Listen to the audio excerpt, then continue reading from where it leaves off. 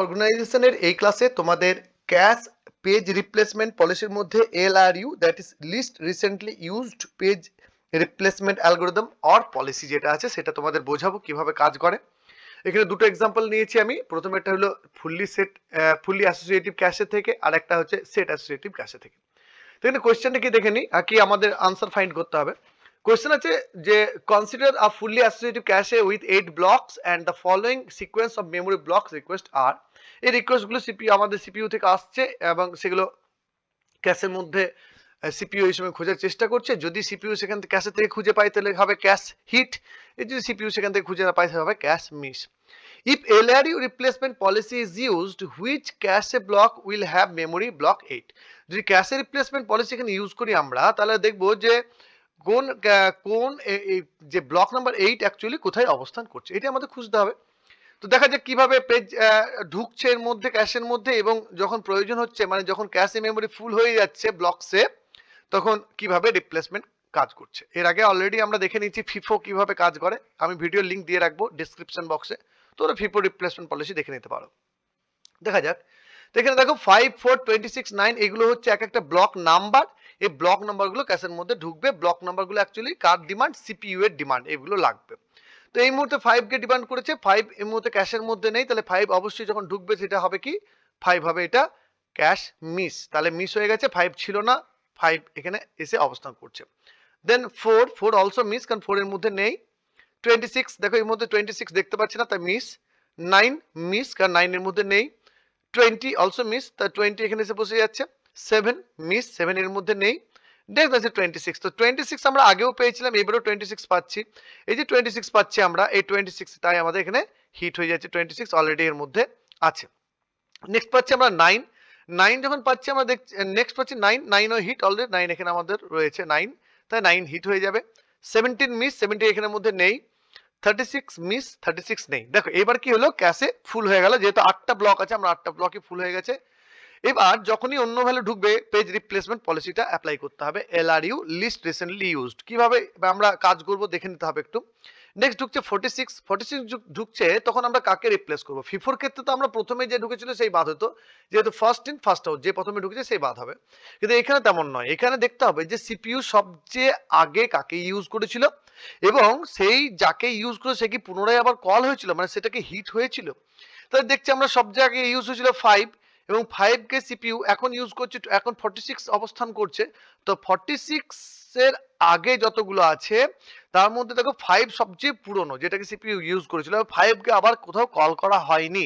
তার মানে এখানে কি হলো, লিস্ট রিসেন্টলি ইউজ কোনটা হয়েছে 5, তো 5 কে রিপ্লেস করে এখানে কত হয়ে যাচ্ছে 46। নেক্সট 23 ঢুকছে, 23 ঢুকছে মানে সেটা অবশ্যই মিস হবে, তো কাকে বাদ দেওয়া হবে, দেখো 5 অলরেডি বাদ পড়ে গেছে লিস্ট থেকে। তাহলে এখন দেখতে পাচ্ছি 4 সবচেয়ে আগে, কিন্তু চেক করতে হবে আবার যে 4 কি পুনরায় কখনো কল হয়েছিল। 4 যদি পুনরায় কোথাও কল হয়েছিল তাহলে 4 কে লিস্ট রিসেন্টলি ইউজড বলা যাবে না। কিন্তু আমরা দেখছি যে এখন 23 ঢুকছে রিপ্লেস করবে কাকে, 4 কে। কিন্তু 4 কি কখনো পরে ঢুকেছিল, 4 পরে ঢোকেনি, আর 4 তখনই ঢুকেছিল ব্যাস, তারপরে ইউজ হয়নি। তাই এখানে 4 কেই রিপ্লেস করা হচ্ছে, কারণ ওটাই লিস্ট রিসেন্টলি ইউজড পেজ বা ব্লক। নেক্সট 9 ঢুকছে, 9 হিট, কারণ 9 আমরা দেখতে পাচ্ছি এখানে 9 আছে, তা 9 হিট।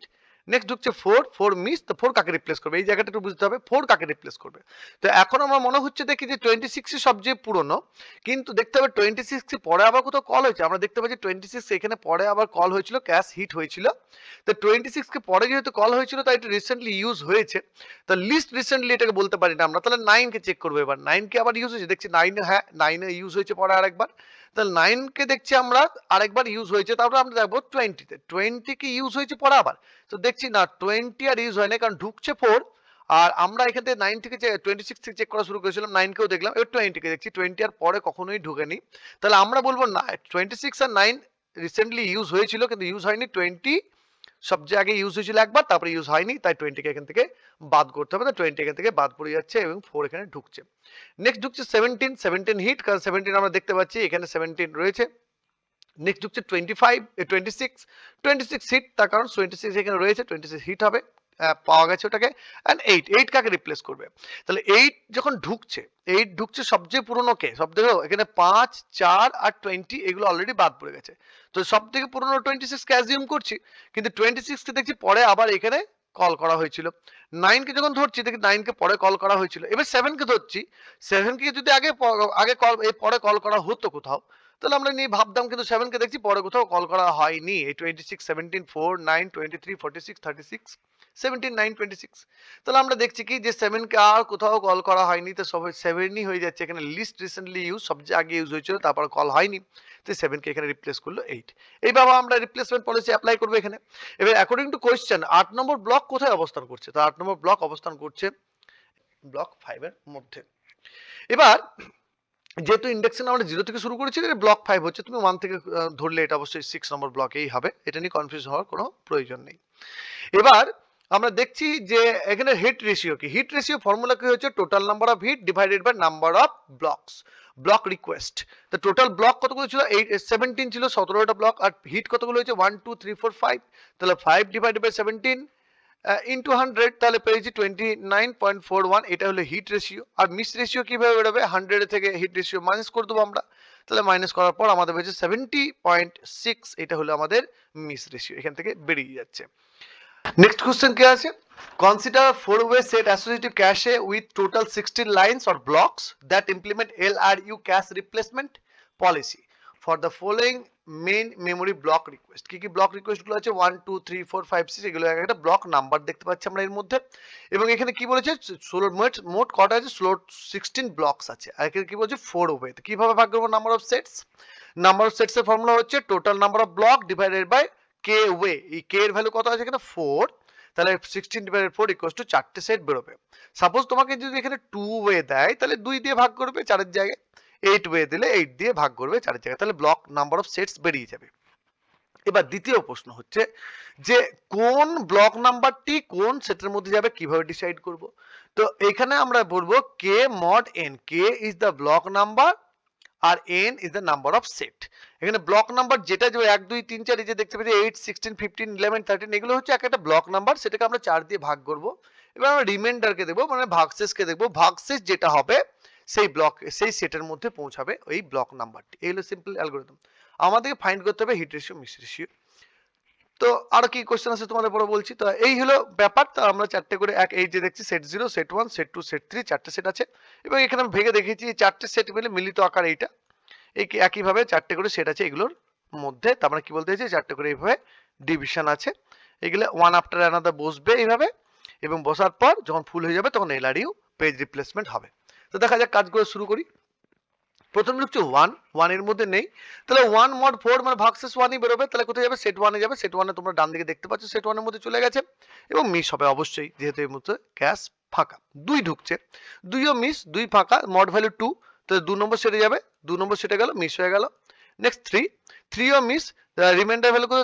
মড ভ্যালু 3, তো 3 নম্বর সেটে গেল এবং এই 3 নম্বর সেট আমরা দেখতে পাচ্ছি। নেক্সট 4 ঢুকছে, 4ও সেট মড ভ্যালু এখানে 0, তো মড ভ্যালু 0 হওয়ার ফলে এখানে সেট 0 চলে যাচ্ছে, আমরা দেখতে পাচ্ছি সেট 0 তে 4 কে।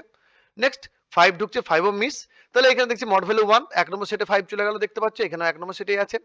নেক্সট 2 ঢুকছে, তো 2 যখন ঢুকছে 2 তো অলরেডি আছে দেখতে পাচ্ছি আমরা, 2 এর মড ভ্যালু করে 2, তো 2 নম্বর সেটে আমরা 2 কে দিয়ে অবশ্যই পেয়ে যাব। তাহলে এই যে পেয়ে যাচ্ছি, তাই এটা প্রথম আমাদের হিট হয়ে গেল। দেন 6 mod 4 ইকুয়ালস টু 2 নম্বর সেটে 6 এ যাওয়ার কথা, 2 নম্বর সেটে চলে যাচ্ছে 6, দেখতে পাচ্ছ। নেক্সট কত আছে? 3 হিট, কারণ 3 মড ভ্যালু 3, 3 এর মধ্যে 3 এখানে এই সেট 3 তে 3 কে আমরা দেখতে পাচ্ছি, তাই এটা হিট হয়ে যাবে। তো দেখতে পাচ্ছি আমরা 3 এখানে আছে। নেক্সট কত আছে? নেক্সট আছে 6, তো 6 অবশ্যই হিট হবে। 6 কে আমরা আবার পাওয়া গেছে সেট 2 এর মধ্যে, মড ভ্যালু 2। নেক্সট 1 হিট, কারণ সেট 1 এর মধ্যে পাওয়া যাবে, সেট 1 এর মধ্যে 1 আছে তাই হিট। 5 mod 4 ইকুয়ালস টু 1, 1 নম্বর সেটে দেখো 5 আছে, তাই এটা হিট হয়ে যাবে আবার এগেন।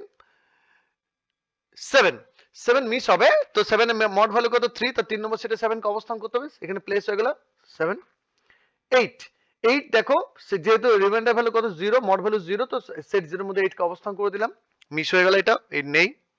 6 হিট হয়ে যাবে, কারণ 6 অলরেডি সেট 2 এর মধ্যে আছে দেখতে পাচ্ছি, এর মড ভ্যালু 2, 6 এখানে রয়েছে, তাই 6 কি হবে? হিট হবে। 15 মিস হয়ে যাবে, মড ভ্যালু 3, তো 3 এর মধ্যে 15 কে প্লেস করছি আমরা, তার 15 এ কি হচ্ছে আমরা দেখতে পাচ্ছি সেট 3 এর মধ্যে অলরেডি 3টে ফুল হয়ে গেছে। নেক্সট 11 আসছে, 11 একই ভাবে সেট 3 এর মধ্যে যাবে, মিস হবে অবশ্যই, মিস 11 এখানে নেই, মিস হয়ে গেল, 11 সেট 3 এর মধ্যে গেল এবং এবারে কি হলো যে সেট 3 কিন্তু ফুল হয়ে গেল। তাহলে সেট 3 এর মধ্যে নেক্সট যদি কোনো ব্লকস আসে তাহলে পেজ রিপ্লেসমেন্ট করতে হবে, সেটা হলো LRU পেজ রিপ্লেসমেন্ট। এবার 3 ঢুকছে, 3 মড ভ্যালু 3, তো 3 কি হয়েছে হিট হয়ে যাচ্ছে, 3 আগে থেকেই ছিল সেট 3 এর মধ্যে। 17 এর মড ভ্যালু 1, তাহলে সেট 1 এ যাবে, তো সেট 1 এর মধ্যে দেখছি তিনটে ভ্যালু অলরেডি ঢুকে গেল এর মধ্যে। 16 এর মড ভ্যালু 0, সেট 0 তো চলে যাবে এইটা, 16 এখানে প্লেস হয়ে গেছে আমরা দেখছি, কোনো অসুবিধা নেই এখন অবধি, কিন্তু ক্যাশ মিস হয়ে গেছে। 9 এই মড ভ্যালু 1, তাহলে 9 1 চলে গেল, মানে সেট 1 এ, সেট 1 টা কি হলো, এবার সেট 1 টা ফুল হয়ে গেল। এবারে সেট 1 এর যদি মধ্যে কোনো ভ্যালু ঢোকে তাহলে আমরা বলবো কি ক্যাশ পেজ রিপ্লেসমেন্ট করতে হবে। নেক্সট আছে 13 যখন ঢুকছে, তো এর সেট ভ্যালু মড ভ্যালু কত 1, এটা অবশ্যই সেট 1 এ দিতে হবে, সেট 1 এ দিলে কাকে রিপ্লেস করব। তাহলে এখানের মধ্যে দেখো 13 ঢোকার আগে অবধি এখানে ছিল 9 17 5 এন্ড 1, তাহলে আমরা 1 কে রিপ্লেস করব, কিন্তু 1 কে রিপ্লেস কেন করব, দেখো 9, তো 13 ঢুকেছে 9 রিসেন্টলি ইউজ হয়েছিল, তারপর আছে 17 এখানে দেখতে পাচ্ছি 17 ইউজ হয়েছিল, তারপর আছে 5 কোথায় ইউজ হয়েছে, 5 কে আমরা দেখতে পাচ্ছি এখানে ইউজ হয়েছে, 1 এখানে, তো 1 তো আমরা লিস্ট রিসেন্টলি বলে দিচ্ছি, কিন্তু 1 কি পড়ার কোথাও কল হয়েছিল, দেখছি না 1 আর কোথাও পড়ার কল হয়নি 13 এর আগে অবধি, তাই এখানে 1 কে রিপ্লেস করা হয়েছে। এবং এখানে যেহেতু 1 কে রিপ্লেস করা হয়েছে, দেখো 5 সব শিফট করে গেল উপর দিকে, 5 উপর দিকে চলে গেল, আর এখানে 13 লাস্টে এসে পজিশন হয়ে গেল। নেক্সট দেখো এবারে 5 ঢুকছে, তো 5 ঢুকছে মানে 5 হিট হয়ে গেল, 5 অলরেডি এখানে আছে, তো 5 সেট 1 এর মধ্যে 5 আছে, 5 হিট।